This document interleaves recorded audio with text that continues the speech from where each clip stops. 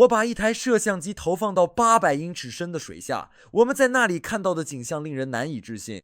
所以我们做的第一件事就是安装好我们的水下摄像机。一切准备就绪后，我们挂上了一些鱿鱼，然后开始下潜到800英尺深的地方。当我们到达底部时，四周一片漆黑，但到处都是鱼。不知怎么的，尽管有这么多鱼围着我们的鱼饵，我们还是在最底下的鱼饵上钓到了一条石斑鱼。于是我们开始把这条鱼拉上来。顺便说一句，如果你还没有关注我们，我们是一个家庭钓鱼频道，记得关注一下。